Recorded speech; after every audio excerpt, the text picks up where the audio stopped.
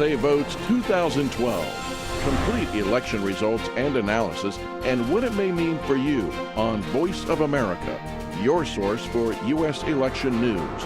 Watch election night coverage with us as the votes come in and the next 4 years begin.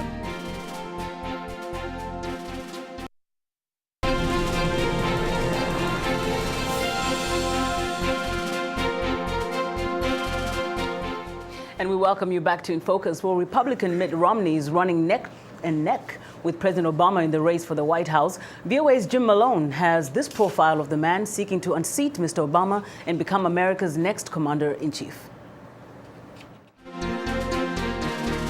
Republican ticket for 2012, Mitt Romney and Paul Ryan. In his bid to become the 45th President of the United States, Mr. Romney has highlighted his business experience as ensuring his ability to fix the U.S. economy. I understand those things. I want to bring that understanding to make sure we can create good jobs for every American that wants a good job. If elected, Mr. Romney says he would lower taxes, cut government spending, reduce the budget deficit, and repeal President Obama's signature health care law.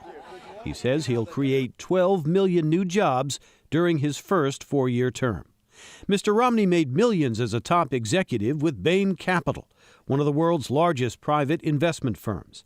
He helped rescue the 2002 Winter Olympics in Salt Lake City from financial distress and served one term as governor of Massachusetts. Mr. Romney fell short in his first try for the Republican nomination 4 years ago. But he prevailed this year over more conservative rivals Rick Santorum and Newt Gingrich and overcame doubts about his Mormon religion. Governor Romney now leads a party committed to defeating President Obama in November, says analyst John Fortier. Mitt Romney may not be the most enthusiastic candidate, but the prospect of beating Barack Obama, a person that Republicans disagree with very strongly, is a very strong motivating factor. On foreign policy, Mr. Romney says President Obama has damaged relations with longtime ally Israel and has not been tough enough with Iran, China, and Russia. He's criticized the president for his handling of the attack on the U.S. consulate in Benghazi, Libya. 4 Americans died in that attack.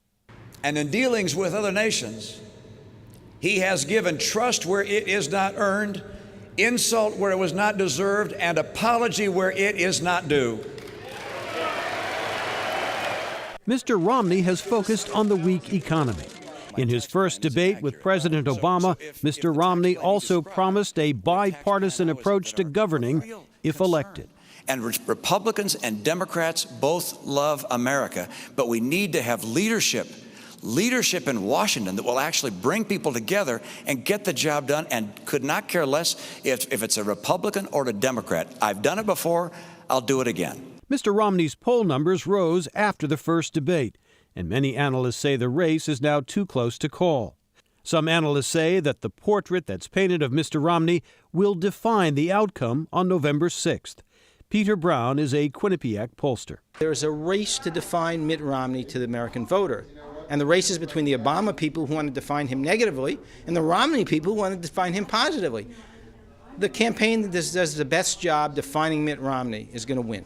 Mitt Romney is 65 and has been married to his wife Ann since 1969, and they have 5 sons.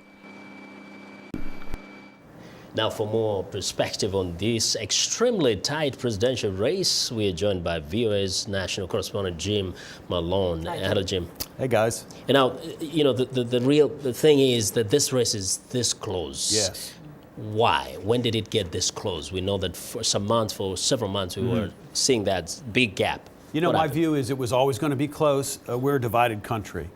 And the president has had somewhat of a polarizing effect in the sense that Republicans sort of got down on him right away and kind of abandoned any hope of kind of a lot of bipartisanship early in his term. And so now it's up to the Democrats, basically, and a few independents to try to re-elect him. In fact, if you tell me who shows up to vote on Tuesday, I could probably tell you who will win. The reason being, if it's more minority voters, more African Americans, Hispanic Americans, more women, younger people, that's going to favor President Obama. If it's more whites, if it's more men, if it's more older electorate, that will probably help Mitt Romney. So both candidates are out there right now saying you've got to get out and vote, and they mean it because they know a little bit of a shift either way could mean everything. Now, Jim, what is different about these elections in terms of at least the voters for President Obama? We know that last time he managed to really sweep across the board. He got a lot of Republican voters. So this time it seems as though many are rallying towards Romney. Is there something that they distrust about Obama at this point? Well, yeah, I mean, the Republicans are united to try to defeat President Obama. It's not that they are in love with Mitt Romney as their candidate. They are rallying around him because they really want to turn Mr. Obama out of office. They don't want another 4 years.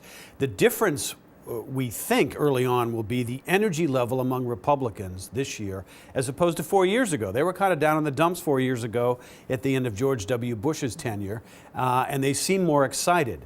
The Democrats say they're trying to catch up on the excitement level, but the Democrats also say they're better organized in these various key states.